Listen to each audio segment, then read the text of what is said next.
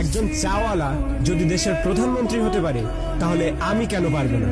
একটা ছেলে যে জঞ্জাল সাফ করার কাজ করত আর সে যদি বিশ্বের অন্যতম ক্রিকেটার হয়ে দেখাতে পারে তাহলে আমি কেন পারবো না? একটা মানুষ কোনো ডিগ্রি ছাড়াই শুধুমাত্র পেট্রোল পাম্পে কাজ করে ইন্ডিয়ার বেস্ট বিজনেসম্যান হতে পারে তাহলে আমি কেন পারবো না? হাই স্কুলের বাস্কেটবল টিম থেকে বাদ দিয়ে দেওয়ার পরেও যদি সে দুনিয়ার বেস্ট বাস্কেটবল প্লেয়ার হতে পারে তাহলে আমি কেন পারবো না? কিছু লোক কলেজ ড্রপ আউট করার পর নিজের কোম্পানিতেই কলেজের টপারদের হায়ার করতে পারে তাহলে আমি কেন পারবো না?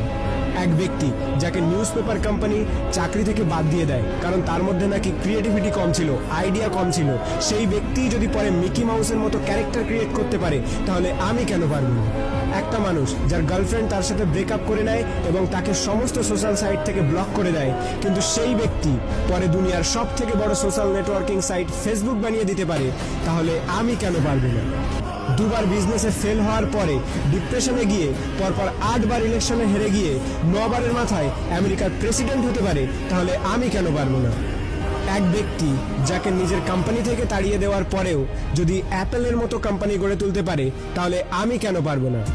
একটা মেয়ে যে 9 বছর বয়সে সেক্সুয়ালি অ্যাবিউজড হওয়ার পরেও 10 বছর বয়সে প্রেগনেন্ট হওয়ার পরেও লোকাল টিভি শো থেকে বের করে দেওয়ার পরেও অস্কার জিততে পারে এবং কোটি কোটি টাকা ইনকাম করতে পারে তাহলে আমি কেন পারবো না? একটা জবলেস মেয়ে যার স্বামী তাকে ডিভোর্স দিয়ে দেয় এবং 3 বছরের বাচ্চাটিকে মানুষ করার দায়িত্ব তার উপরে চলে আসে, ডিপ্রেশনে যাওয়ার পরেও ওয়ার্ল্ডের সব থেকে বিখ্যাত নোভেল সিরিজ অর্থাৎ হ্যারি পটার লিখে ফেলে, যার ফলে সে কোটি কোটি টাকা ইনকাম করছে, তার একদিনের ইনকামে একটি ল্যাম্বরগিনি কেনা যাবে। এক ব্যক্তি যার পুরো বডি প্যারালাইজড, চলাফেরা তো দূরের কথা, নিজের আঙুল পর্যন্ত নাড়াতে পারে না, সে যদি ওয়ার্ল্ডের one of the best scientist হতে পারে তাহলে আমি কেন পারবো না? তোমরা সব জিনিসই অ্যাচিভ করতে পারো যেটা তোমরা করতে চাও, যার স্বপ্ন তোমরা দেখো, শুধু তার জন্য একটা আগুন দরকার, একটা স্পার্ক দরকার। নাথিং ইজ ইম্পসিবল, আর এই স্পার্ক তোমাদের নিজেদের মধ্যে আছে। তুমি নিজেই দোষী তোমার ফেল হওয়ার জন্য।